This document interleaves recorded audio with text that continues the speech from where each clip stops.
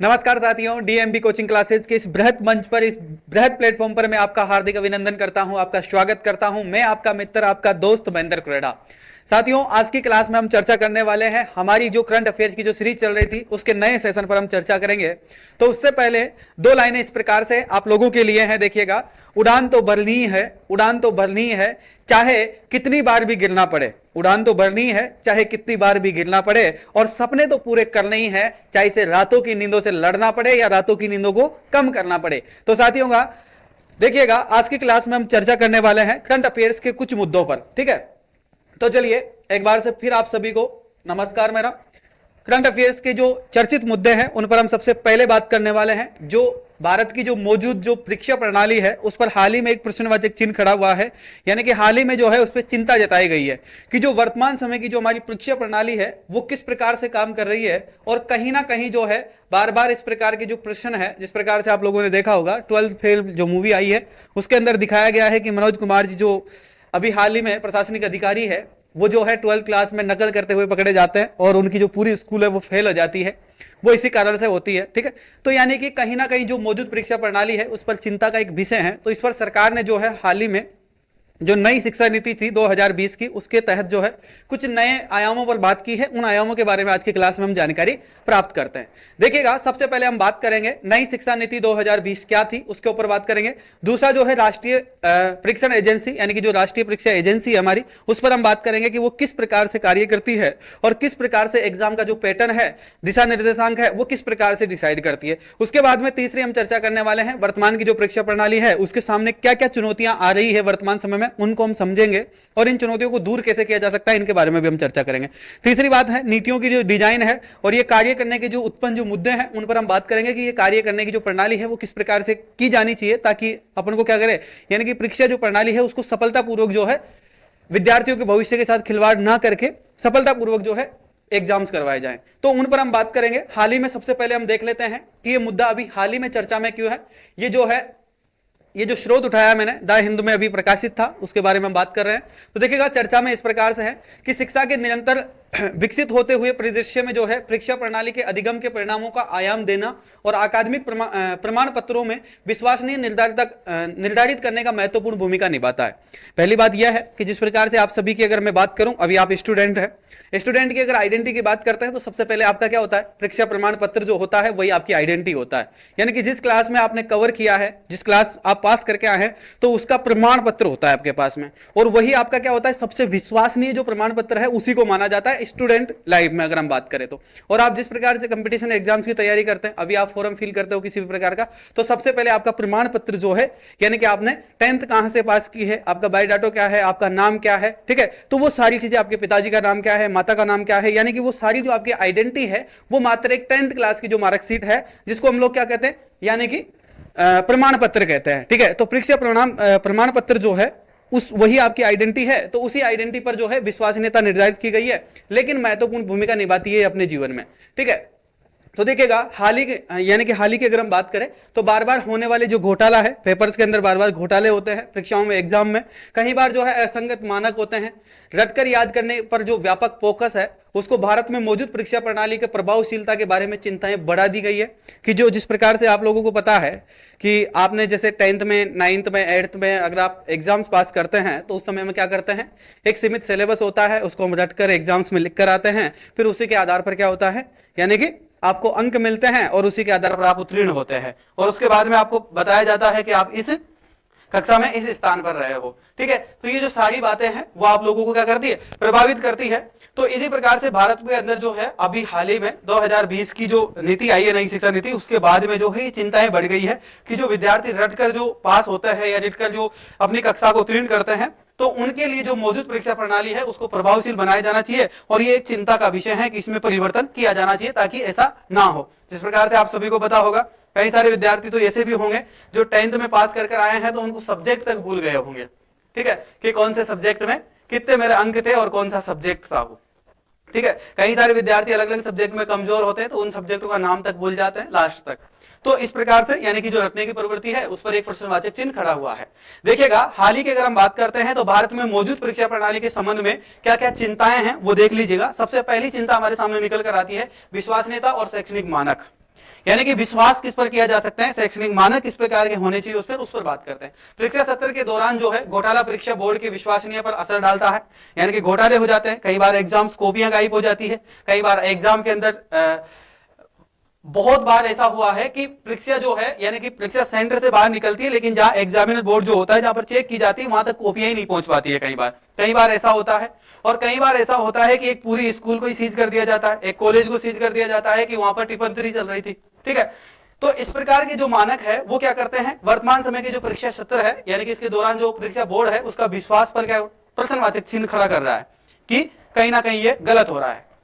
इसके बाद में दूसरी चुनौती हमारे सामने आती है, विश्वसनीयता के कम शैक्षणिक मानकों को प्रभावित करती है, क्योंकि शिक्षण परीक्षा पैटर्न के साथ में संरेखित होती है, जो कि प्राय रटने को बढ़ावा देती है। यानी कि जो क्वेश्चन आते हैं जिस प्रकार से आप एग्जाम पास करते हैं स्कूल टाइम में या कॉलेज टाइम में, तो उसमें इसी प्रकार का सिलेबस दिया जाता है और इसी प्रकार के क्वेश्चन आते हैं जिनको विद्यार्थी क्या करते हैं, रट कर पास हो जाते हैं। इस प्रकार से कॉलेज टाइम में अगर हम बात करें तो जैसे आप ग्रेजुएशन करते हो तो छोटी छोटी किताबें जो छोटी छोटी बुक्स होती है उनके माध्यम से उसमें 8-10 क्वेश्चन आते हैं पेपर के अंदर आपके, और उसमें 20 क्वेश्चन आते हैं, उन 20 क्वेश्चन में से 8 या 10 क्वेश्चन जो आते हैं वो उसमें आते हैं सेम टू सेम। तो आप क्या करते हैं, उनको रट लेते हो और उसके बाद में उसको छाप आते हो, तो आपका प्रमाण पत्र यानी कि परीक्षा का जो प्रमाण पत्र होता है वो जारी हो जाता है। ठीक है, लेकिन आपका ज्ञान का जो है और आपकी जो शिक्षण विधि है या फिर आपकी जो प्रशिक्षण है वो सारी चीजें क्या हो जाती है, उन चीजों से वंचित हो जाते हो आप। फिर बाद में कहते हैं कि जो भारत के अंदर अभी सबसे ज्यादा युवा है, एजुकेशन इतनी है, ग्रेजुएशन कर चुके युवा इतने हैं और उस आयाम में जो है अभी रोजगार नहीं है, और साथ में भारत की जो विकासशील की जो गति है या जीडीपी है या इकोनॉमिक्स है उस पर बहुत ज्यादा जो है इन चीजों का क्या पड़ता है, इफेक्ट पड़ता है। तो इन चीजों को मद्देनजर रख के सरकार ने इस चीज में ध्यान दिया है कि अगर जो विद्यार्थी प्रशिक्षण नहीं करेगा, जिस विद्यार्थी को सब्जेक्ट के बारे में पता ही नहीं होगा, नॉलेज ही नहीं होगी या उसको सीखेगा ही नहीं और वो रट कर पास हो जाएगा, तो उस विद्यार्थी को क्या होगा, यानी कि आगे जिस प्रकार से वो निरंतर पढ़ रहा है तो उसका कोई मतलब नहीं है। तो उस मतलब को सिद्ध करने के लिए जो रटने की जो प्रवृत्ति है उसको बढ़ावा दिया जाता है वर्तमान समय में, तो इसको खत्म करने की बात कही गई है।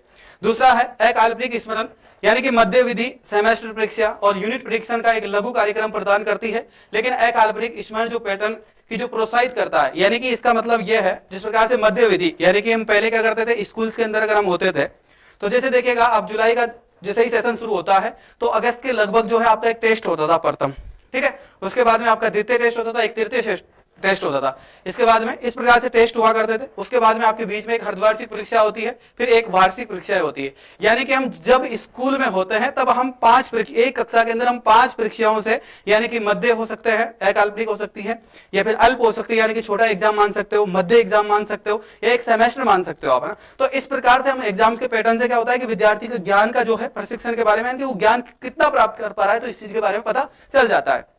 लेकिन इसी पैटर्न को अगर हम आगे देखते हैं, कॉलेज स्तर पर देखते हैं, तो कॉलेज स्तर पर क्या होता है कि जैसे ही हम क्या करते हैं ग्रेजुएशन में जाते हैं, यानी कि 11-12 तक तो हम स्कूल में होता है तो उस समय तो यही सारी प्रणालियां जो है हमें फॉलो करना पड़ता है। लेकिन जैसे हम ग्रेजुएशन में जाते हैं तो ग्रेजुएशन का वर्तमान समय का हालात इस प्रकार का है कि एक ही बार एग्जाम होगा आपका, जो भी लास्ट टाइम में एग्जाम होगा, और एग्जाम इस प्रकार से होगा 20 क्वेश्चन की एक जो है सीरीज दे दी जाएगी आपको, उसमें से 8 या 10 क्वेश्चन आपके आएंगे एग्जाम में, आप उसमें से 20 क्वेश्चनों को रटेंगे, 8 क्वेश्चनों को छाप के आ जाएंगे और आपका तैयार हो जाएगा। तो ये हो गई आपकी ग्रेजुएशन। वो जो 3 साल में आप ग्रेजुएशन करते हैं उसका कोई मतलब नहीं है, क्योंकि आपको उसकी नॉलेज ही नहीं है, आपने कभी बुक्स ही नहीं पढ़ी है।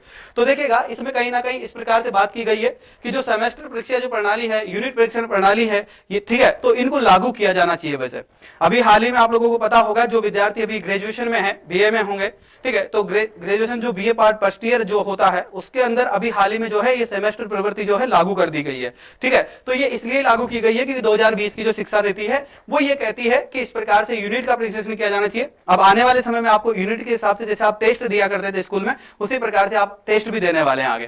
ठीक है, तो अगली जो साल होगा जिसके अंदर आप लोगों को इस प्रकार की जो प्रणाली है वो सारी देखने को मिलेगी। ठीक है, इसके बाद में देखिएगा छात्र प्राय अंकों के लिए अध्ययन करता है और परीक्षा के तुरंत बाद में सीखे गई जो पाठ की जो विषय वस्तु है उसको भूल जाता है तुरंत। बिल्कुल यही है, ऐसा ही होता है। देखिएगा शिक्षा के अंदर अकाल्पनिक स्मरण बनाने के बदले में जो है यानी कि दीर्घकालिक अधिगम और आंतरिक ज्ञान के रूप में जो स्थापित करने पर ध्यान केंद्रित करना चाहिए। शिक्षा प्रणाली को व्यवहारिक होना चाहिए जिसमें से छात्रों की क्षमताओं को प्रभावी ढंग से प्रशिक्षण किया जा सके। यानी कि शिक्षक की अगर हम बात करें, पहली बात तो हम शिक्षक पर एक प्रश्नवाचक चिन्ह खड़ा कर देते हैं। वो इस प्रकार से है कि एक शिक्षक होता है, जिस प्रकार से आप अभी वर्तमान समय में निजी सेक्टर में अगर आप पढ़ते हैं, निजी शिक्षण संस्थान में आप पढ़ते हैं, ठीक है, तो वहां पर आपको जो चीज सिखाई जाती है, जिस प्रकार से आज आप मेरे साथ ही पढ़ रहे हो, ठीक है, एक बार कुछ समय के लिए आप कल्पना कीजिए कि आप मेरे साथ पढ़ रहे हैं, यानी कि जिस प्रकार से मैं आपको पढ़ा रहा हूं, यानी कि मैं एक एक शब्द पर ध्यान दे रहा हूं कि किस प्रकार से इसको व्यवहार में लाया जाए, यानी कि सामान्य विचारधारा में आपको मैं किस प्रकार से समझा सकता हूं किसी चीज को। लेकिन आप यही चीज अगर आप स्कूल स्तर पर देखते हैं, कॉलेज स्तर पर देखते हैं, तो ये कहीं ना कहीं कमी देखने को मिलती है कि टीचर क्या करता है, वही जो है जिस प्रकार से उस पास यूनिट होती है, पाठ्यक्रम होता है, सारी चीजें होती है, लेकिन टीचर क्या करता है, उसको सीधा आता है, उसको पढ़ के चला जाता है। कई बार आपको कई सारे जो शब्द ऐसे हैं जिनको आज तक हम जो है अर्थ भी नहीं कर पाते हैं, ठीक है। तो ये कहीं ना कहीं शिक्षकों के ऊपर भी एक प्रश्नवाचक चिन्ह खड़ा होता है। लेकिन सरकार ने तो यहाँ पर शिक्षक जो है उन पर मतलब प्रश्नवाचक चिन्ह खड़ा ना करके पाठ्यक्रम पे किया है उन्होंने, इस साइड पाठ्यक्रम में बदलाव किया जाएगा तो शिक्षक अपने आप बदल जाएगा, क्योंकि शिक्षक को काम करना पड़ेगा, ठीक है। तो इस प्रकार से यानी कि अगर सेमेस्टर होगा, अल्प जो टेस्ट होगा, अगर उसके बाद में जो मासिक टेस्ट होगा, तो इनमें क्या होता है, यानी कि बारंबार जो है शिक्षक को भी उन क्रियाविधियों से गुजरना पड़ेगा और विद्यार्थी को भी उस क्रियाविधि से गुजरना पड़ेगा। तो लंबे समय तक जो है आपके व्यवहार में लाने के लिए टीचर भी उसको क्या करेगा, यानी कि उसको व्यवहार में लाने के लिए जो सामान्य जो जानकारी है जिस प्रकार से, तो उससे क्या करेगा, उसको यानी कि रियलाइज करवाएगा आप लोगों को कि वाक्य में ये चीज सही है या गलत है, ठीक है। तो वो शिक्षक की भी एक जिम्मेदारी बढ़ जाएगी कहीं ना कहीं। तो इस प्रकार से है। तो सबसे पहली बात यह है कि एजुकेशन को इस प्रकार से बनाया जाना चाहिए, 2020 की जो नई शिक्षा नीति है उसके तहत ये कहा गया है इस प्रकार से बनाओ ताकि इसको जो है भविष्य में आने वाले समय में जो है इसको अपने जीवन में व्यवहारिक प्रणाली के तहत जो है अपने व्यवहारिक जो जीवन है उसमें उतार सके विद्यार्थी। इस प्रकार से नहीं कि क्या विद्यार्थी अंक पाने के लिए अध्ययन करता है, उसके बाद में सीखने के बाद में जो पाठ और जो विषय पढ़ाया जाता है उसको वो भूल जाता है, ठीक है। इसके बाद में देखिएगा मूल्यांकन जो किया जाना चाहिए वो किस प्रकार से होना चाहिए, उस पर भी एक प्रश्नवाचक चिन्ह खड़ा हुआ है। संस्थानों के अंदर जो है योगात्मक परीक्षाओं की जो वैधता है, एक बार गेट खोल कर, और तुलनाओं की अगर हम बात करें तो आज की जो अर्थहीन है ऐसी शिकायतें हैं कि परीक्षा बोर्ड में केवल स्मृति का प्रशिक्षण किया जाता है, ठीक है, प्रशिक्षण करते हैं जिसके कारण छात्रों को जो है उच्च स्तरीय सोच विकसित करने के बदले उत्तर याद रखने के लिए प्रशिक्षित किया जाता है, ठीक है। तो इस प्रकार से परीक्षा पैटर्न की अगर हम बात करते हैं, ठीक है, तो देखिएगा तो इसमें क्या होता है कि संस्थाओं की जो योगात्मक जो परीक्षाएं होती है, ठीक है, तो उसके अंदर अर्थहीन होता है। कई बार ऐसे क्वेश्चन पूछे जाते हैं एग्जाम्स में जिनका मतलब आप लोगों को पता नहीं होता है, फिर भी आप क्या करते हैं उसमें एक रटन विद्या के माध्यम से आप एक क्वेश्चन का आंसर लिख के आ जाता है पूरा, ठीक है। तो पूरे जो 2-3 पेज आप लिखकर आ जाते हैं, उसके बाद में एक शिक्षक जो है उसको चेक करता है और शिक्षक क्या करता है कि उसमें जो भी अंक, जिस प्रकार से 10 अंक का एक क्वेश्चन है तो उसमें वो क्या करता है कि बच्चे को जो है 5 या 6 अंक दे दिया जाना चाहिए, जबकि उसका कोई मतलब नहीं है। लेकिन विद्यार्थी क्या सोचता है कि जैसे मैं उस पर लिख के आया हूं तो मुझे अंक मिले हैं। तो कहीं ना कहीं जो आपकी जो क्वालिटी है एजुकेशन की, यानी कि जो शिक्षा की जो क्वालिटी है उसको क्या करता है, यानी कि गिराने की कोशिश की जा रही है। तो ये सारी जो चीजें हैं इन पर थोड़ा सा नजरअंदाज किया जाना चाहिए। जो संस्थान के माध्यमों से ये काम होता है, जिन संस्थानों को एग्जाम्स को भी चेक करने का जो टेंडर दिया जाता है, उन जो एजुकेशन संस्थान है उनको इस बात पर विशेष ध्यान रखना चाहिए। इसके अतिरिक्त देखिएगा प्रश्न पत्रों को प्राय भाषा की त्रुटि होती है, कई बार आप देखते हैं, ठीक है। इसके अंदर जो है वैचारिक और त्रुटियां जैसी गंभीर खामियां होती है। कई बार प्रश्न पत्र भी जो है गलत छप जाता है। बड़े बड़े एग्जाम्स की अगर हम बात करें तो आप लोगों को पता है कि कई सारी वैकेंसीज जो है रिट लगी रहती है, लंबे समय तक उनका परिणाम जारी नहीं हो पाता है, कई बार क्वेश्चन ही गलत छप जाते हैं, ठीक है। तो कई बार प्रिंटिंग मिस्टेक भी हो जाती है। तो इस प्रकार की जो है उन चीजों पर जो है ध्यान रखा जाना चाहिए। सरकार ने इस बात पर विशेष जोर दिया है। आने वाले समय में शायद इन सारी जो प्रणालियां है वो सारी चीजें आपके साथ लागू होने वाली है, तो शायद आने वाले समय में आपको इस प्रकार की जो समस्याएं हैं उनका सामना ना करना पड़े। परीक्षा प्रणाली जो है नकल और कदाचार से ग्रसित होती है, जैसे नकल करना, लीक करना, प्रतिरापण करना इत्यादि चीजें। ये मूल्यांकन और शिक्षा प्रणाली को विश्वसनीयता और गुणवत्ता को कमजोर करने का काम करती है। ये सारी विधियां, जैसे पेपर लीक हो जाते हैं, कई बार नकल हो जाती है, कई बार, ठीक है, नकल करवाई जाती है, पेपर लीक कर दिया जाता है, ठीक है। कई बार जो है प्रतिरूपण कर दिया जाता है, यानी कि किसी भी चीज का एक जगह से दूसरी जगह पर भेज दिया जाता है, जिसके कारण क्या हो जाता है, जिस प्रकार से कई एग्जाम्स आपने देखे होंगे, जिस प्रकार से यूनिवर्सिटीज के एग्जाम होते हैं उनमें बड़े बड़े एग्जाम, बड़े बड़े स्तर की मैं बात कर रहा हूँ, जहाँ PhD जहां तक लोग करते हैं, तो उन यूनिवर्सिटी में क्या होता है कि बड़े बड़े यूनिवर्सिटी जो होती है वो पहले ही क्या कर देती है, अपना जो परीक्षा पैटर्न होता है उसकी कॉपी जो है अपने विद्यार्थियों तक पहुंचा देती है कि इस जो ये पेपर है आपका, इसी पेपर के अंदर से आपके क्वेश्चन आने वाले हैं। जो विद्यार्थी जो रिसर्च कर रहे हैं, यानी कि जो PhD करके आप लोगों के लिए बुक्स बनाएंगे, जो कि आने वाले समय का जो बेहतरीन जो भविष्य है उसका निर्माण करने वाले जो शिक्षक है उनको भी इस प्रकार की शिक्षा दी जाती है वर्तमान समय में, ठीक है। तो इन सारी चीजों से जो क्या करना है, यानी कि इन सारी चीजों को परहेज करने के लिए सरकार ने क्या किया है कि 2020 की नई शिक्षा नीति लाई है, और उस नई शिक्षा नीति के तहत में इन सारी चीजों का जिक्र किया है उन्होंने। विकेंद्रित मूल्यांकन की जो प्रणाली है उस पर हम बात कर लेते हैं। भारत में मूल्यांकन के विविध तरीकों के साथ में कई उच्च शिक्षा प्रणालियां हैं, जिनमें से देखिएगा 1100 विश्वविद्यालय हैं, 50,000 संबंधित कॉलेजें हैं और 700 जो है सरस्वती कॉलेजें भी शामिल है इसके अंदर। कुल छात्र नामांकन की अगर हम बात करें तो 40.15 मिलियन से भी अधिक है, जो कि उच्च शिक्षा क्षेत्र का विस्तार को दर्शाती है। और इसके अतिरिक्त जो है माध्यमिक उच्च माध्यमिक शिक्षा के लिए अगर 60 स्कूल बोर्ड है, जो कि सालाना 15 मिलियन से भी अधिक छात्रों को प्रमाणित करते हैं, परीक्षाओं के अंदर उत्तीर्ण करने का जो प्रमाण पत्र होता है वो देते हैं। ठीक है, तो ये आंकड़ा आपके सामने है, ये भारत का है, देख लीजिएगा आप। इसके बाद में देखिएगा गोपनीयता और मानककरण की अच्छी जो परीक्षाओं के बोर्ड की पहचान मानी जाती है, लेकिन उचित जो जांच है उसको बिना गोपनीयता के घोटाले को जन्म दे देते हैं। परीक्षाओं की एक रूपता निरंतरता की मांग करते हुए मूल्यांकन और पाठ्यक्रम में भी प्रयोग बाधा बन सकता है। इससे शिक्षा की जो विश्वसनीयता पर जो है बड़ा संकट उत्पन्न हो गया है और एक गतिशील और प्रभावशाली शिक्षा प्रणाली के लिए नवाचार की संभावना के साथ में मानककरण की संतुलित करना आवश्यक हो गया है वर्तमान समय के अंदर। एक बार दोबारा से इस आंकड़े को एक बार दोबारा देखिएगा, विकेंद्रीकरण प्रणाली ये क्या है, यानी कि अगर हम भारत की बात करते हैं तो भारत के अंदर देखिएगा 1100 तो विश्वविद्यालय बताए गए आंकड़ों के आधार पर अगर हम बात करते हैं तो 1100 तो क्या है आपके विश्वविद्यालय हैं। ठीक है, इसके अंदर 50,000 से भी जो संबंधित जो कॉलेजें हैं, इसके बाद में 700 जो कॉलेज है जिसको आप सरस्वती कॉलेज शामिल है, यानी कि जिसके अंदर बाहर की जिस प्रकार की डिग्रियां होती है, जिस प्रकार से आप हाल ही में भी देखते होंगे कि आप एक राज्य में किसी प्रकार का कोर्स होता है, वो आपके राज्य में ना हो कि दूसरे राज्य से आप आकर डिग्री प्राप्त करके आते हैं और वो यूनिवर्सिटी केंद्र लेवल की यूनिवर्सिटी होती है। ठीक है, जबकि वो क्या होती है, एक कॉलेज के संरचना नुमाई होती है, कॉलेज ही होती है एक तरीके से, लेकिन वो एक राज्य में संचालित होकर दूसरे राज्य में संचालित होती है, वहां से आप लोग उसको डिग्री प्राप्त करके लाते हैं। ठीक है, तो इस प्रकार की यूनिवर्सिटियां जो होती है, इस प्रकार की जो कॉलेजें होती है, जो शिक्षा नीति का विकेंद्रीकरण की जो प्रणाली है उसको क्या कर रही है, असफल कर रही है, शिक्षा नीति को जो है असफल कर रही है। किस प्रकार से कर रही है देख लीजिएगा आप, क्योंकि कई बार जो है ये घोटाले जो पेपर लीक होते हैं उनको जन्म दे देती है। ठीक है, परीक्षाओं का एक रूपता होता है, लेकिन उसको क्या कर देते हैं, विभिन्न रूप के अनुसार जो मूल्यांकन और पाठ्यक्रम है उसका प्रयोग कर लेते हैं ये लोग। ठीक है, तो इस प्रकार से जो है शिक्षा को एक तरीके से विकेंद्रित प्रणाली जो है उसको वर्तमान समय में बनाया जा रहा है। तो इन चीजों को ध्यान में रखते हुए आगे चलते हैं। तो देखिएगा आगे का जो प्रोसेस है उस पर हम दूसरा अगला जो टॉपिक है आपका वो रोजगार क्षमता पर प्रभावित करता है। यानी कि ये जो सारी चीजें हैं, जो शिक्षा प्रणाली जो वर्तमान समय में यूज कर रहे हैं, जो हमें पढ़ाई जा रही है विश्वविद्यालयों में, कॉलेजों में, स्कूलों में, ठीक है, तो वो जो सारी जो समस्याएं हैं, इनकी सारी समस्याएं जो है इसका समाधान क्या हो सकता है, वो तो नई शिक्षा नीति 2020 आपको बता रही है। लेकिन इसका जो असर पड़ने वाला है, जिसका प्रभाव सबसे ज्यादा पड़ने वाला है, वो किस पर पड़ता है, रोजगार क्षमता को प्रभावित करते हैं। यानी कि नियुक्त जो उम्मीदवार होते हैं उसके मूल्यांकन के लिए संस्थागत प्रमाण पत्र के बदले उनके मूल्यांकन पर भरोसा किया जाता है। यानी कि उनको जो प्रमाण पत्र मिलता है, जिसमें आप लोग देखते हैं कई सारे निजी कॉलेज होते हैं, निजी विश्वविद्यालय होते हैं, उनकी जो प्रमाण पत्र होते हैं उनमें आप देखोगे तो जिस विद्यार्थी को जिस प्रकार से शुद्ध हिंदी ना पढ़ना आता हो, उसके भी आपको जो है 75 से प्लस अंक मिलेंगे। लेकिन एक ऐसा विद्यार्थी है जिसको बहुत अच्छा है पढ़ने में, उसके बावजूद भी वो गवर्नमेंट कॉलेज से या गवर्नमेंट संस्थान से करता है, शैक्षणिक संस्थान से करता है, तो उसके नंबर रह जाते हैं आपके 50%। कई बार गवर्नमेंट जो है इस प्रकार के जो आंकड़े हैं उनके आधार पर भी गवर्नमेंट गलत फैसला लेती है। कई बार ऐसी वैकेंसियां जो है, पहले गवर्नमेंट इस प्रकार की वैकेंसियां दिया करती थी जिनको परसेंटेज के बेस पे ही क्या कर दिया जाता था, डायरेक्ट सर्विस में ले लिया जाता था। लेकिन हाल ही में सरकार ने इस पर क्या किया है, रोक लगाया है और किसी भी प्रकार का एग्जाम अगर लेती है सरकार रोजगार से संबंधित या नौकरी से संबंधित, तो उसमें सरकार जो है क्या करती है, पहले एग्जाम्स पैटर्न रखा गया है, उसको पहले क्लियर करिएगा, उसके बाद में उसकी पूरी प्रोसेस होती है, उसके बाद में ही आपको नौकरी मिलेगी। लेकिन फिर भी नामात्र कई सारी वैकेंसीज आपको ऐसे मिल जाएगी एरिया लेवल की, जिनके अंदर ऐसा किया जा रहा है। जिसमें से एक भारतीय डाक की अगर हम बात करें तो एक वैकेंसी ऐसी है जो हाल ही में अभी कुछ समय पहले ही हुई थी, तो उसके अंदर ऐसा बताया गया था कि उसको परसेंटेज के बेस पे ही क्या किया गया था, चयन किया गया था।